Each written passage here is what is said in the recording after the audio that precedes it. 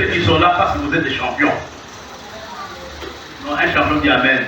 Amen. Je dis, vous êtes des champions. Amen. Vous avez bravé les sommets. Et vous êtes là, il y a des gens qui sont partis au lit un peu plus tard. Peut-être d'autres ont même veillé, mais Dieu a permis que vous soyez là. Amen. Avant que je l'oublie. L'église n'est pas un terrain de jeu.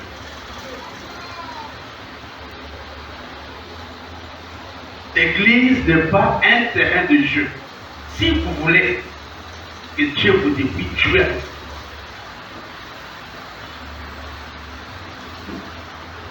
Ce matin, on va continuer avec la même pensée que nous avons vue hier. Peut-être que vous ne l'avez pas bien saisi. La pensée sur laquelle nous allons parler ce matin, c'est ma saison de réhabilitation. Il y a quelqu'un, c'est ta saison.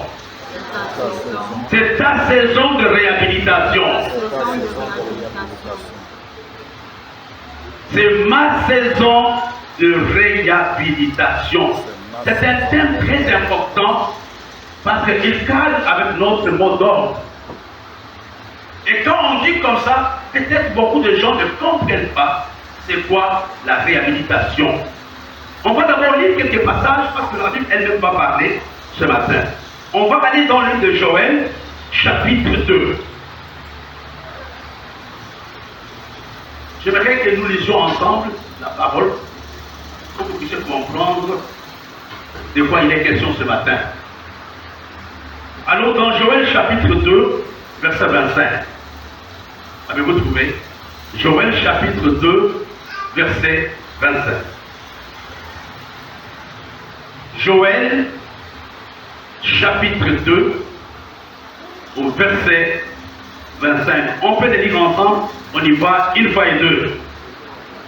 Une fois et deux, je vous remplacerai le zané qu'ont dévoré la sauterelle, le gélec, les asiles et les gazam, ma grande armée que j'avais envoyée contre vous. La Bible nous dit, je vous remplacerai le zané qu'ont dévoré la sauterelle, le gélec, le asile et le gazam.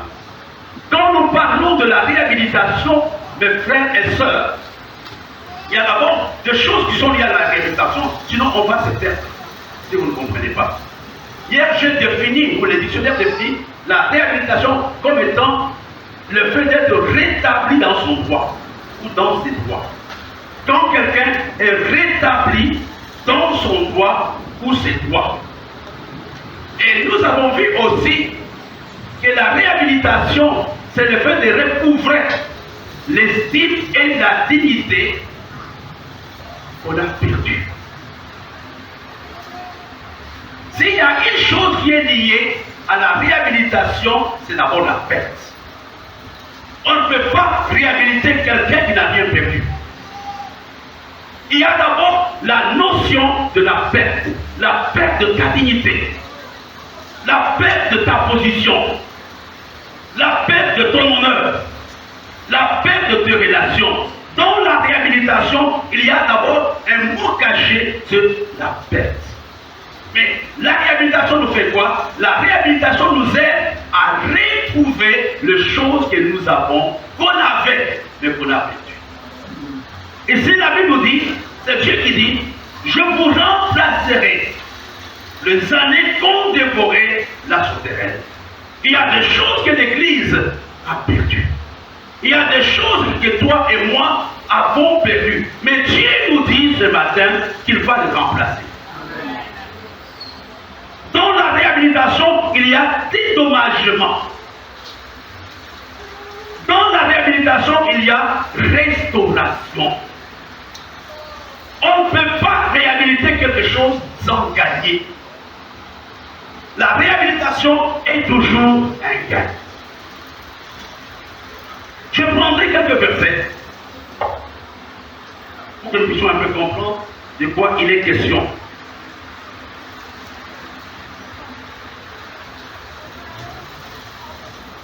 On va aller dans le livre des Juges. C'est un texte classique que beaucoup de gens connaissent. L'histoire de Jephthé. l'excellence de la réhabilitation. La Bible nous dit dans le Juge chapitre 11, à partir du verset 1, Jephthé les Galadites était un vaillant héros, mais il était fils d'une prostituée. Et c'est Galade qu'il avait engendré Jephthé. On connaissait le nom de son père, mais on ne connaissait pas le nom de sa mère. On dit que sa maman était une prostituée. La femme de Galade lui enfanta ses fils, qui, devenu grand, chassèrent Jephthé et lui dit: tu n'hériteras pas dans la maison de notre père, car tu es fils d'une autre femme. N'oublions pas que Jephthé, c'était le fils aîné de Galade. Mais quand son papa s'est marié à une autre femme, qu'est-ce qui s'est passé?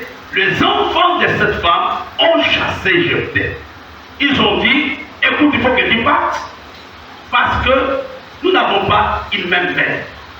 Mais la Bible nous dit ceci: et Jephthé s'enfuit, loin de ses frères. Il habita dans le pays des Tob, dans le pays des Tob. De gens de rien se rassemblèrent autour de Jephthé. Il faisait avec lui des inscriptions. Quelque temps après, qui est important, le fils d'Amon fit la guerre à Israël.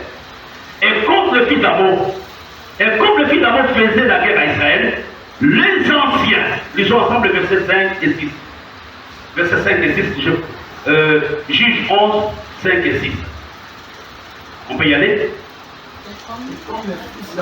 Et comme le fils d'Amon,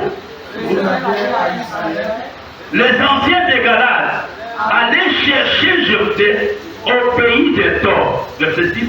Il dit à Jephthé: viens, tu seras notre chef et nous combattrons les fils d'Amon. Que les gens te cherchent ce matin. Voilà un exemple de la réalisation. Cet homme qui perd son droit d'hériter, ce n'était pas sa faute. Il est parti. Mais les gens, ses frères, ont réalisé. Et qui avait provoqué cette histoire-là? C'était Dieu. Il permet qu'Israël soit attaqué. Mais quand ils ont regardé autour d'eux, ils ont vu qu'il y a quelqu'un qui manquait. Il y a quelqu'un qui était fort. Il y a quelqu'un qui avait les aptitudes. Cet homme était Jephthé. La Bible nous dit qu'il était fils d'une prostituée. Et la Bible nous dit aussi qu'il s'était enfui. En d'autres termes, quand il avait quitté sa famille, quand il avait quitté son pays, les gens n'étaient pas informés. Je pense qu'au collège, on l'appelait « voici l'enfant d'une prostituée ». Je pense à l'université, on lui avait des noms, des étiquettes, que voici l'homme que sa famille n'aime pas. Il y avait une étiquette qui était liée à son nom. Une mauvaise femme, un mauvais frère, un mauvais pasteur. Et à cause de cela, Jephthé avait fui. Alléluia. Amen. Alléluia. Amen. Il est parti dans un pays où il n'y avait pratiquement pas d'avenir. La Bible nous dit des gens de rien. Et c'est là où le miracle va commencer. Alléluia. Quand tout pour Jephthé était fini, mais ce n'était pas fini pour Dieu. J'aimerais dire à quelqu'un: jamais faire le pronostic sur la vie de quelqu'un. Ne fais jamais de pronostic. Tu ne peux pas savoir ce qu'il a venu de faire. J'ai appris à être prudent. On est venu avec des voitures de Mercedes-Benz noires. Ils disent à Jephthé: tu es devenu notre chef, notre leader. Ce n'est pas toute la population qui est venue chercher Jephthé. C'était les anciens. Et un matin, le 1er janvier 2023, les gens étaient surpris de voir le cortège de voitures qui entraient dans la ville. Et ce cortège est la dernière voiture qui a fait Monsieur Jephthé. Il saluait les gens et je suis revenu. Je dis à quelqu'un: tu vas revenir. Non. Je dis à quelqu'un: tu vas revenir. Amen. Tu vas devenir pas comme un simple citoyen, mais tu viendras comme chef. Il y a quelque chose, je ne sais pas qui de deux pasteurs a dit, soit le pasteur Clarisse, soit le pasteur dit: on peut tomber, Mais la question la plus importante, dois-je rester dans la position de se coucher ou je dois me prélever? Nous serons surpris au ciel. Des gens que nous ne pensions pas qu'ils verront Dieu, nous serons surpris de le voir auprès du Seigneur. Jephthé est rentré comme chef. Jephthé a été réhabilité. Voici un exemple de la réhabilitation. Et la Bible nous dit quelque part, il explique c'est quoi la réhabilitation. Allons dans Ésaïe 61. Et ma prière ce matin, c'est quelque chose que j'essaie de te communiquer. C'est-à-dire à quelqu'un, c'est encore possible. C'est encore possible que tu sois ce que tu étais hier. C'est encore possible que tu puisses avoir ce que tu as perdu. C'est encore possible que tu puisses avoir la même option, la même grâce, la même faveur que tu as perdu il y a quelques années. Avant de lire dans le livre d'Ésaïe, je me suis dit que dans la notion de la réhabilitation, il y a la notion de la perte. On ne peut pas réhabiliter quelqu'un s'il n'a pas perdu. Il faut perdre pour que Dieu te réhabilite. Et il y a 4 sources de perte. La première source, c'est Dieu lui-même qui permet que tu perdes.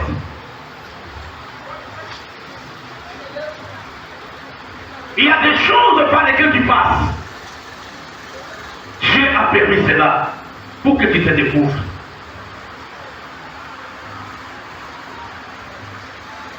La première cause de la perte de ta dignité, de ta maison, de ta position, c'est Dieu qui permet. Rien ne peut nous arriver, pasteur, sans que Dieu ne puisse le permettre. La première cause de la perte de notre position, de notre estime, de notre considération, c'est Dieu. La deuxième cause, c'est toi-même. Toi-même par tes choix, par tes décisions, par ton style de vie, il y a des choses que tu peux faire. Le style de vie de Samson l'avait amené à perdre.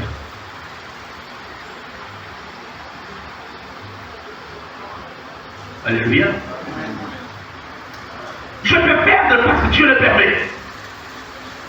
Je peux perdre parce que moi-même, j'ai laissé des portes ouvertes. J'ai manqué de discipline. Mes mauvais choix, mes mauvaises décisions, ma façon de vivre peut m'amener à perdre. La troisième cause par laquelle l'homme peut perdre, ce sont les gens autour de lui, les autres. Jephthé a failli perdre, il avait carrément perdu, pas il a failli, il avait perdu à cause de ses frères qui l'ont chassé. Ne sois pas la cause de la chute de ton frère ou de ta soeur. Ils l'ont chassé. Ils ne l'ont pas accueilli. Ils ont dit il faut que tu t'en ailles. Parce que tu es l'enfant d'une autre part. La troisième cause, c'est la méchanceté des hommes. Le rejet des hommes. Le refus d'accusation. Amener quelqu'un à perdre. Et la dernière cause que nous connaissons tous, parce que nous sommes spécialistes en ça, c'est le diable. Ce matin, je ne vais pas m'attarder sur chaque type de perte. Mais la bonne nouvelle est que tu peux être réhabilité. Quelle que soit la cause, peut-être c'est Dieu qui l'a permis, il sait pourquoi. Peut-être c'est toi-même, tes décisions t'ont amené à perdre. Peut-être ce sont les autres. C'est à toi que j'ai dit ce matin, c'est ta saison de réhabilitation. C'est ta prière de ce matin. Si tu as sommeil, lève-toi. Il y a des gens qui pensent qu'ils suivent attentivement, mais ils dorment et ils sont en train de me distraire. Quand tu commences à dormir, c'est pour toi. ils sont tellement sérieux pour qu'ils suivent. Non, ils dorment.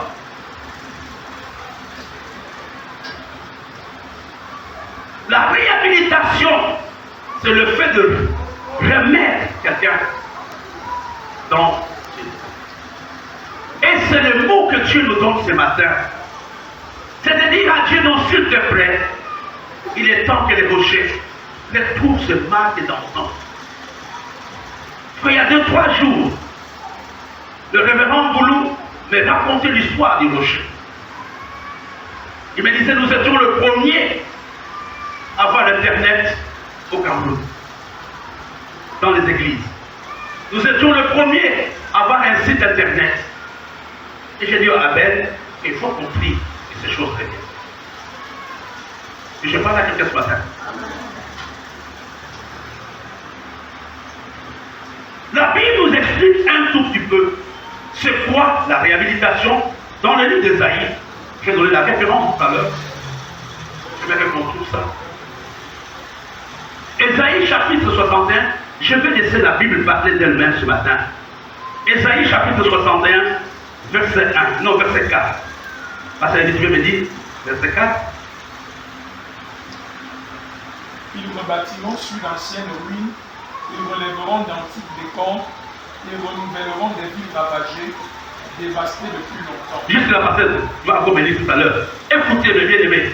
Dans la réhabilitation, il y a une notion cachée du rebâtissement et de la restauration.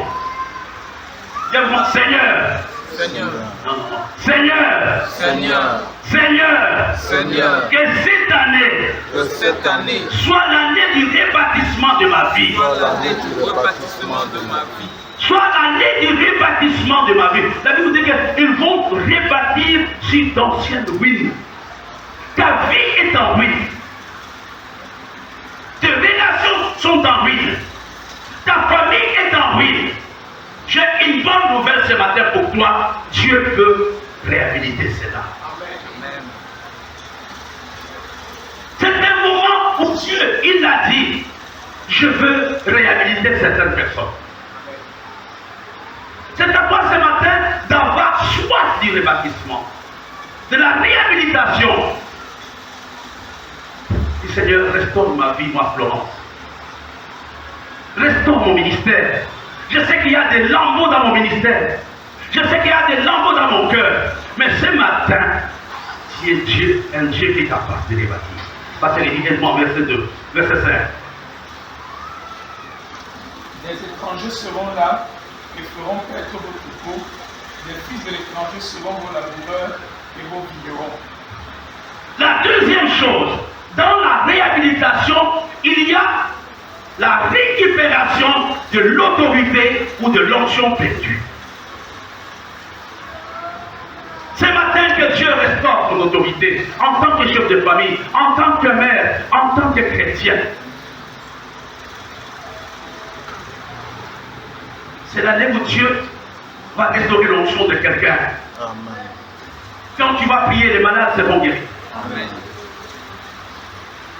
L'onction, le don que tu avais, que tu penses que tu as perdu ce don, Dieu active ce don ce matin. Les gens vont être surpris de voir maman Eulalie danser plus qu'avant. Parce que Dieu réhabilite. Dieu redonne une nouvelle onction à l'église, une nouvelle onction au pasteur, une nouvelle onction au diacre, une nouvelle onction au chant. Pasteur, verset 6. Mais vous, on vous appellera sacrificateur de l'Éternel, on vous nommera serviteur de notre Dieu, vous mangerez les richesses des nations, et vous vous glorifierez de leur gloire. Amen. Une autre chose qui arrive dans la réhabilitation, c'est la reconnaissance de notre identité. Tu n'as pas besoin de dire aux gens, je suis pasteur. Tu n'as pas besoin de dire aux gens, respectez-moi parce que je suis votre pasteur, je suis votre père. Les gens vont te reconnaître. C'est la reconnaissance de notre identité. Non seulement la reconnaissance de notre identité, mais c'est l'établissement aussi de Dieu dans ton appel. C'est une chose d'avoir un titre, mais c'est une autre chose d'être établi dans le titre. Tu peux avoir le titre de pasteur, mais tu n'as pas encore été établi dans le ministère. Mais pendant la réhabilitation de cette année, tu seras surpris. Même pas demain, aujourd'hui, quand tu rentreras chez toi, les choses qui vont t'arriver, tu diras, Dieu m'a réellement consolé. Il y a un de mes fils qui est parti il y a longtemps quelque part, en Europe. On n'avait pas de contact. De temps en temps, on se voyait, mais il s'est toujours comporté comme un collègue. Ça ne disait rien. Il n'y a pas très longtemps, un jour, il m'écrit l'anglais. Il me dit, j'ai pris conscience que je me suis trompé. Aujourd'hui, je reconnais que Dieu est mon Père. Et depuis ce jour-là, il a commencé à signer ton fils. Qu'est-ce qui s'est passé? Il a été réhabilité, j'ai été réhabilité. Amen. Tu vas réhabiliter certaines relations ce matin. C'est l'année de la réhabilitation. Parce qu'il dit, non, nous tous, on va lire le verset 7, parce que je voudrais qu'il soit pour toi, le verset 7, qu'il soit pour Florence, qu'il soit pour Barthélemy, pour Élité, pour Elisabeth. On va lire ensemble le verset 7. Ceux qui peuvent le lire avec moi à haute voix peuvent le lire. Le verset 7. Allez, nous lisons, une fois et deux. Au lieu de votre corps, vous aurez une portion nous. Au lieu de l'ennemi, ils seront joyeux de leur part.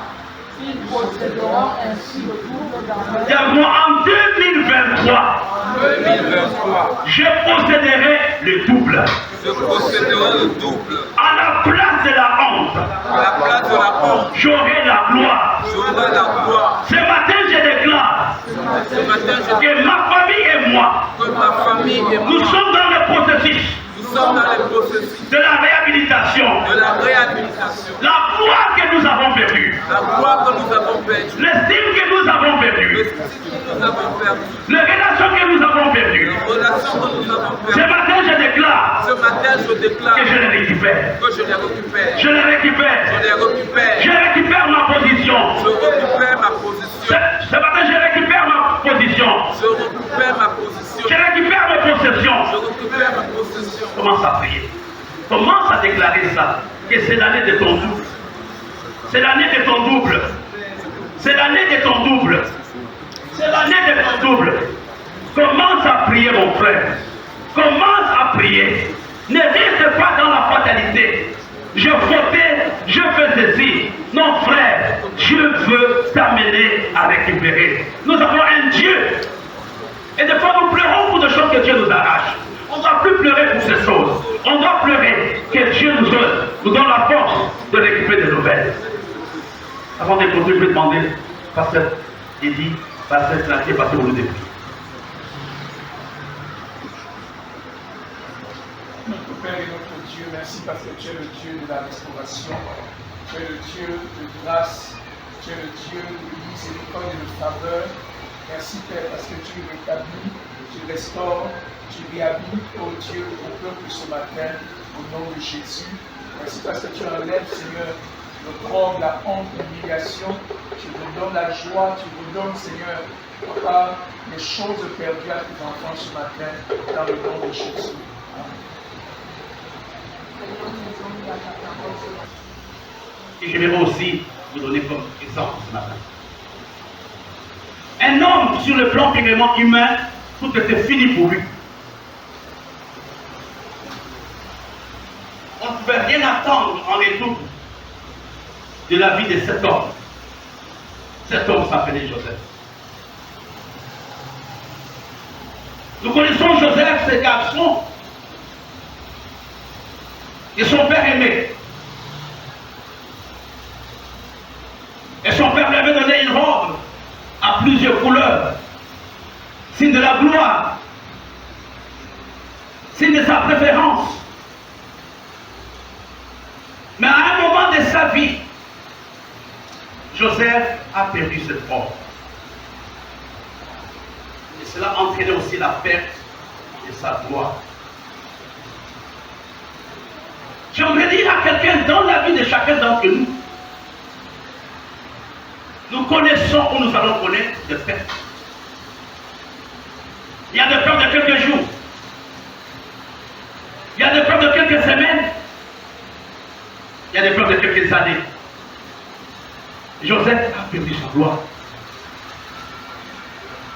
Il quitte la maison de son père sans gloire.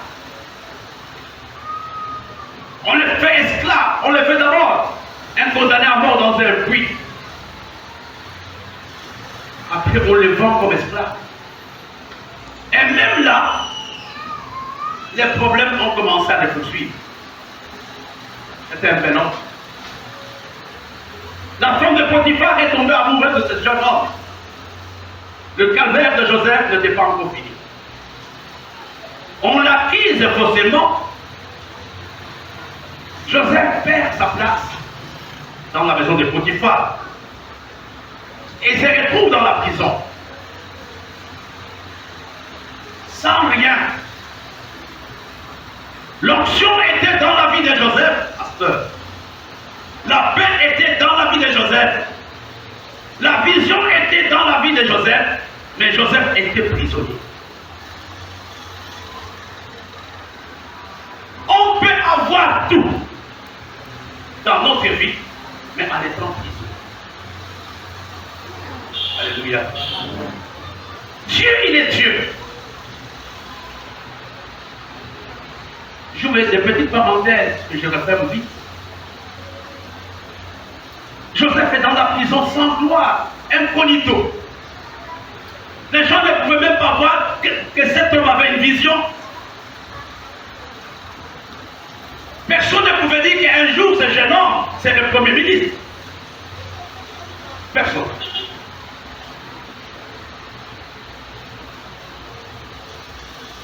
Mais Dieu nous réhabilite d'abord en passant par nous-mêmes. L'une des choses que Dieu utilise pour nous réhabiliter, c'est d'abord la soif de sa personne. Quand nous sommes les assoiffés de Dieu, quand nous devenons les amoureux de Dieu, nous sommes en bonne position pour que Dieu nous récupère. Il y a des gens quand ils tombent, il y a des gens quand ils ont commis des bêtises, ils sentaient dans leur position. Dieu ne peut pas réhabiliter de telles personnes. La Bible nous dit que Joseph était avec Dieu. Et tu comprends en ce début d'année, l'une des choses que tu dois demander à Dieu, c'est sa présence. Je sois de ta présence, Seigneur.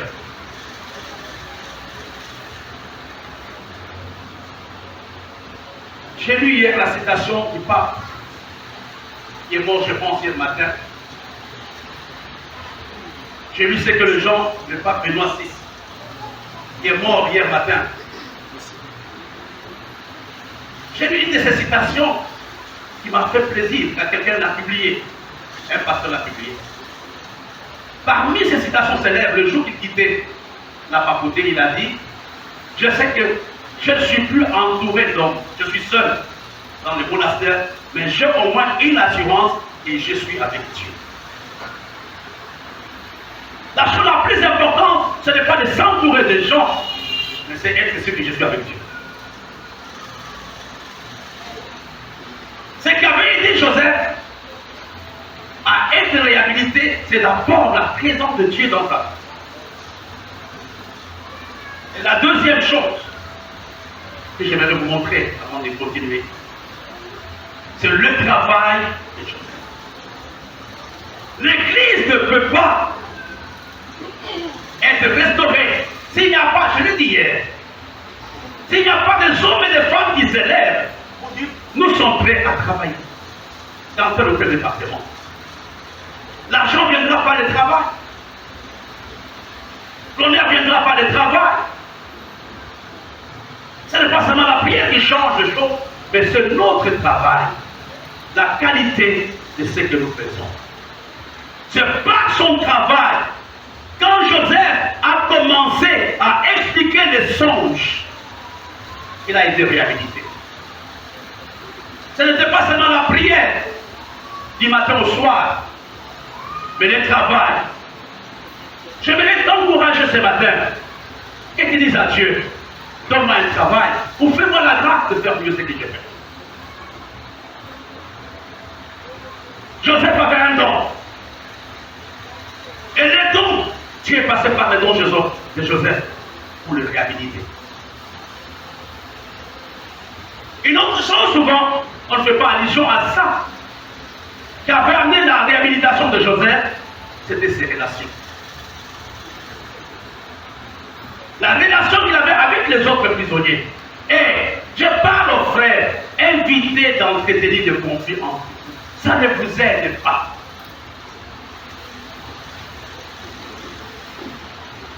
Évitez de prendre les querelles de 2022 et les amener en 2023. Vous faites la honte de Dieu.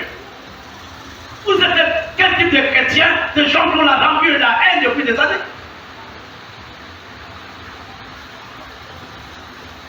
C'est sa relation avec un prisonnier.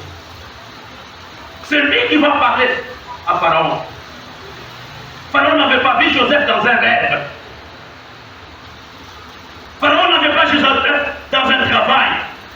C'est un de ses serviteurs qui dit, dans la prison, il y a un jeune homme qui est capable d'interpréter ton songe. Dieu passe par le travail pour nous réhabiliter. Dieu passe par l'utilisation de nos dons pour nous réhabiliter. Mais Dieu passe aussi par nos relations pour nous réhabiliter. C'est la raison pour laquelle la Bible dit que si cela dépendait de vous, soyez en paix avec nous. J'ai horreur de voir des chrétiens qui travaillent ensemble sans s'aimer. De voir des chrétiens qui mangent ensemble sans accepter. Nous avons parlé de la faute de l'hospitalité. La vie est courte. Personne n'a la durée de sa vie en main. Tu peux rater le ciel à cause de l'état de ton cœur. Et tu peux ne pas être réhabilité à cause de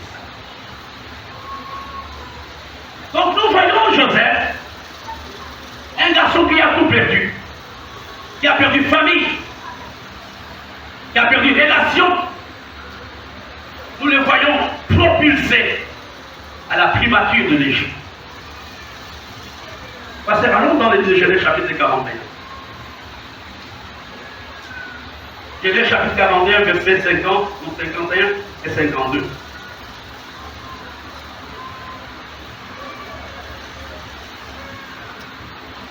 Joseph donna au premier-né le nom de Manassé, car dit Dieu m'a fait oublier toutes mes peines et toute la maison de mon père.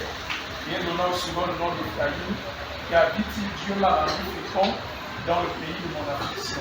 Il y a deux choses, il y a même quatre que je vais vous donner ce matin. Dans la réhabilitation, dans la réhabilitation, Dieu me fait oublier. Dieu me fait oublier. Mes souffrances d'hier. Les souffrances d'hier. Vous n'avez pas compris. Dites-moi Amen. Amen. Vous n'avez pas compris. Quand Dieu te réhabilite, ta souffrance d'hier sera un rêve.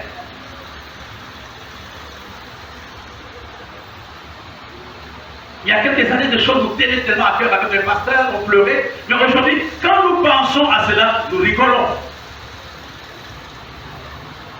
Il te rappelle en telle année. Quand nous parlons de l'année 2007, où nous étions incapables de prêcher, il y a les pasteurs Clarisse qui ne devaient pas passer à l'époque, qui avaient prêché.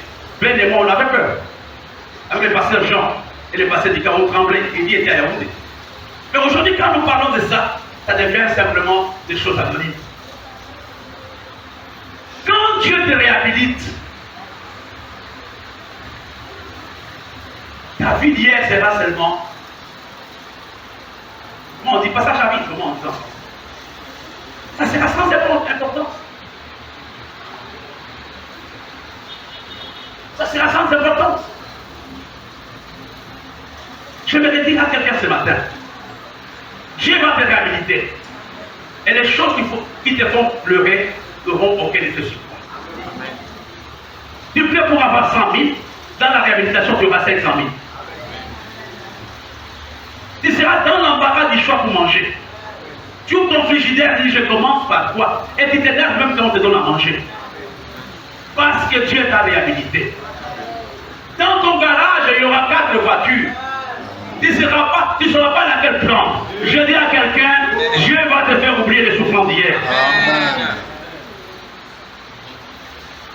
Vous savez, un jour j'ai assisté à la conférence du défunt Yom Kippur à Libreville. Les pasteurs vont pleurer. On a pleuré, j'ai donné ce témoignage plusieurs fois.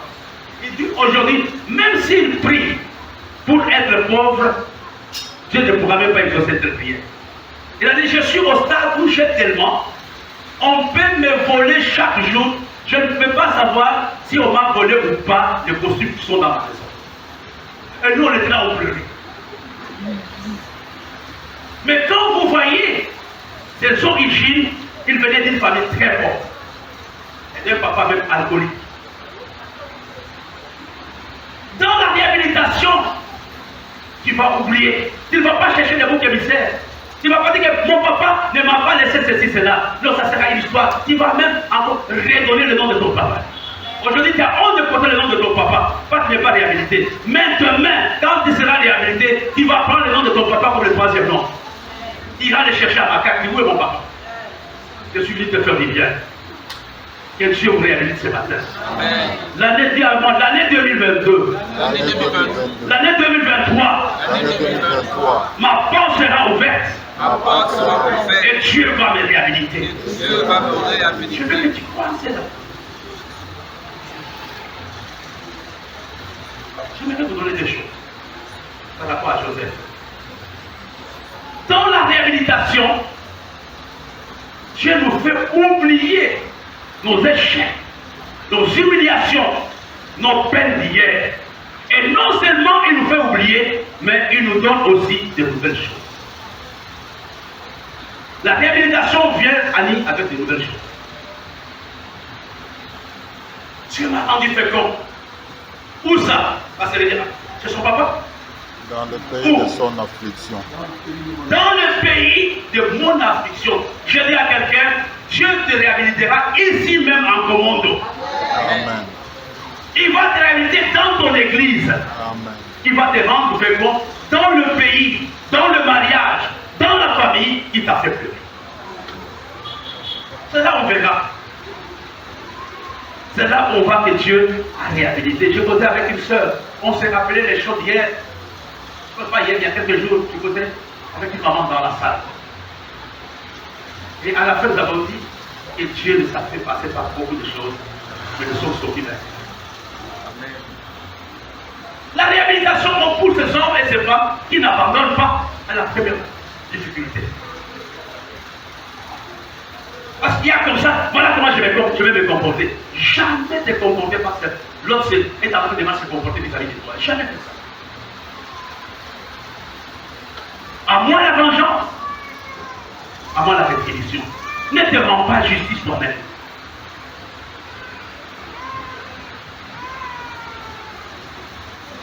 Dans la réhabilitation, Dieu nous fait oublier nos souffrances d'hier, nos manques d'hier. Je me rappelle il y a quelques années, le 1er janvier, j'étais à l'église quand il y a peut-être 27-28 ans. Je suis resté toute la journée sans manger, il n'y avait pas de quoi manger. 2 sœurs sont venues me voir le soir pour me dire bonne année, j'étais fâché. Je leur ai dit bonne année pourquoi? Elle dit mais c'est la bonne année. Moi je dis que vous avez mangé dans vos familles, mais moi je n'ai pas mangé. Et je me rappelle, on a pris un taxi. On a cherché dans ma ville un restaurant, tout était fermé. C'est dit passer ça. Alléluia. J'ai dit à quelqu'un, c'est dit passer ça.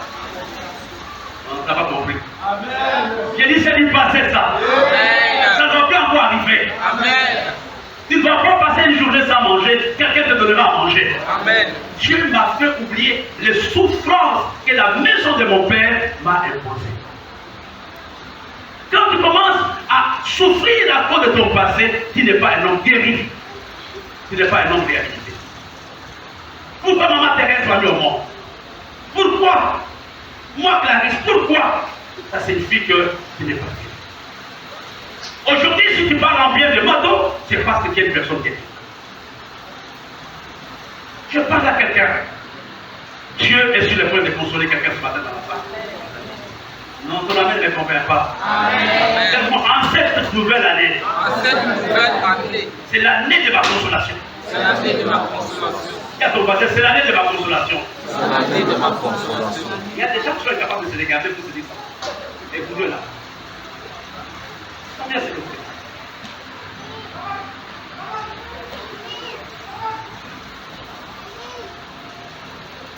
C'est l'année de ma consolation.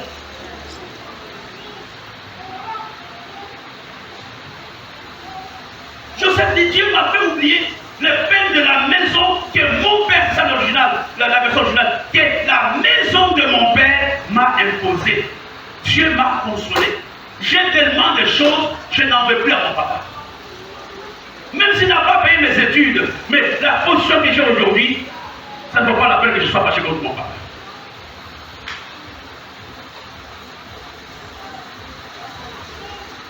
On ne peut pas à l'église pour jouer.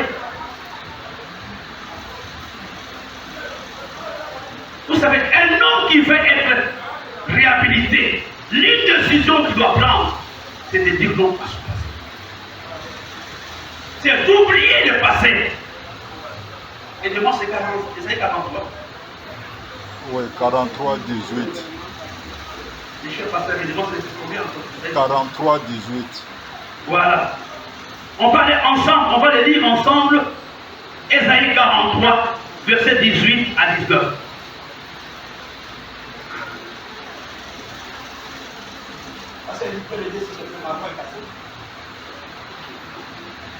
Ne pensez plus aux événements passés, ne considérez plus ce qui est ancien. Voici, je vais faire une chose nouvelle sur le point d'arriver. Vous la connaîtrez ou pas.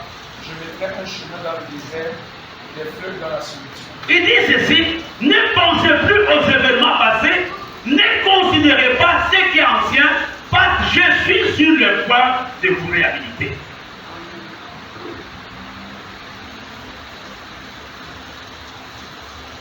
La réhabilitation n'est pas possible pour les hommes et les femmes qui s'accrochent à leur passé.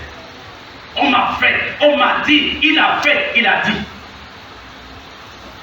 La Bible dit que si Dieu garde le souvenir de nos péchés, qui peut subsister devant lui?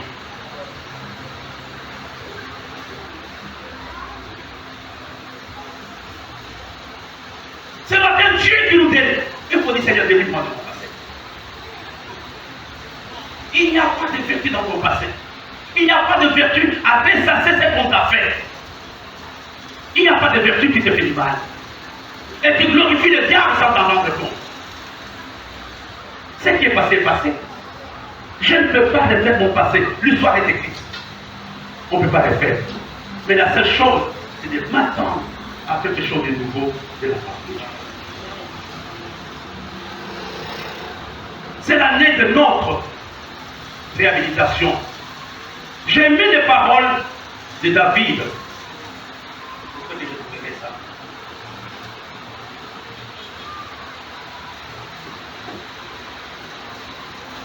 Oui, pasteur, tu peux m'aider. 2 Samuel chapitre 16, verset 11. On peut commencer à partir du verset 11 jusqu'au verset 12.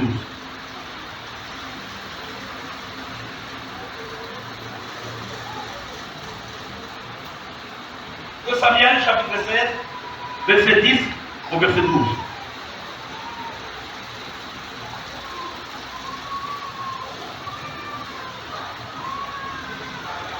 C'est le fait de commencer à partir du verset 8, on va gagner le temps. Mais le roi dit, qu'ai-je à faire avec le fils de Tsérouja? S'il m'oublie ce que l'Éternel lui a dit, m'oublie la vie. Qui donc lui dira, pourquoi agis-tu ainsi? Et David dit à Abishai et à tous ses serviteurs, voici mon fils qui est sorti de mes entrailles en voie ma vie, à plus forte raison sur Benjamin. Laissez-le qu'il maudisse car l'Éternel lui a dit.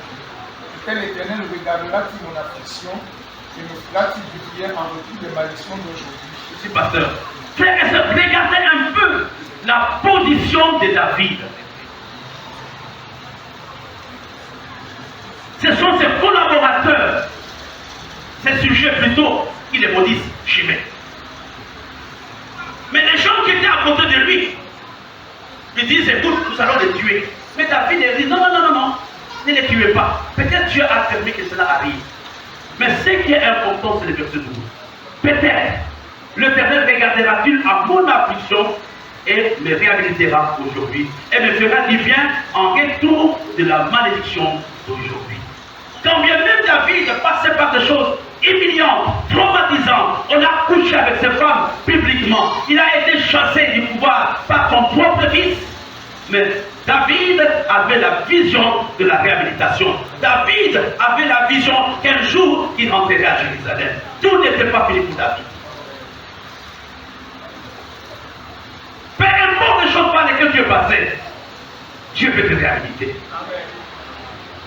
Peu importe la taille de ton échec, peu importe la taille de ton humiliation, c'est Dieu qui est capable de réhabiliter quelqu'un. Je pense que si c'était moi ou Barthélemy, les gens m'insultent, disent que nous allons le tuer. Elle dit, allez tuer, parce que ça allait dire, allez tuer. Parce que vous dites, allez tuer. Mais David dit, ne tuez pas. Dieu l'a fait. Il s'attendait à la justice de Dieu. Ne vous rendez pas justice. Quand bien même il était dans une position embarrassante, je ne sais pas si vous comprenez, on couche avec ta femme publiquement et partit par ton enfant. C'était cette humiliation que David a eue. Mais malgré cela, il s'attendait au bienfait de Dieu. Malgré cela, il était convaincu que de son échec, quelque chose de bon allait sortir.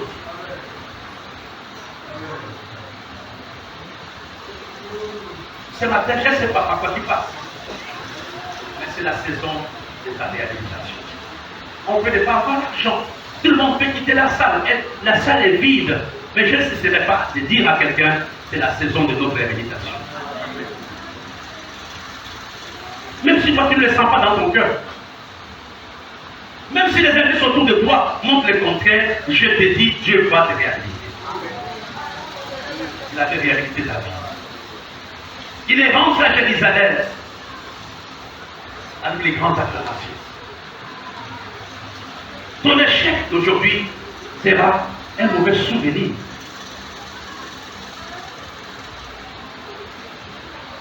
Je n'ai pas oublié toutes les souffrances que j'ai connues, mais ça ne dit rien.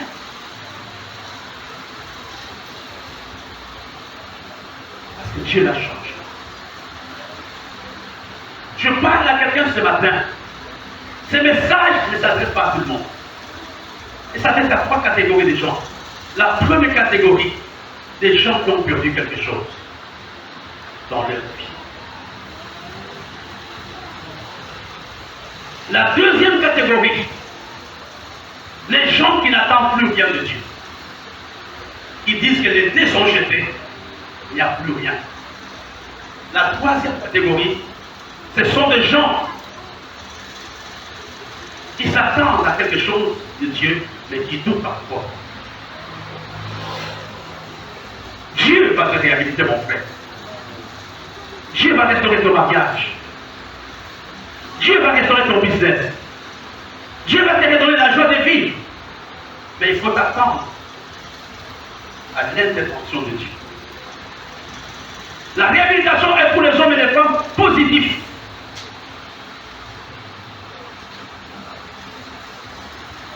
Il y a quelques jours, je demandais à un pasteur, on était combien? Il m'a dit, pasteur, on a dépassé ces stades, on s'occupe plus de ça. Et j'ai aimé la réponse qu'on m'a donnée.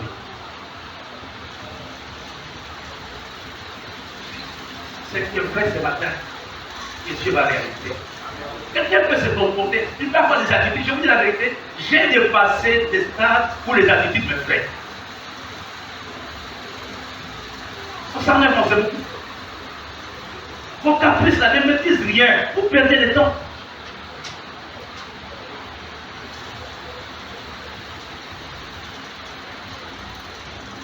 Ce matin, notre prière, c'est de dire à Dieu, Seigneur, c'est temps. C'est un temps de notre réhabilitation. Pense aux choses que tu as perdues. Fais la liste des choses que tu as perdues. Et commence à dire à Dieu, moi il a dit, j'ai perdu ceci. J'ai perdu ça. Moi, Marie-Josée, j'ai perdu ça. Je n'ai plus de joie.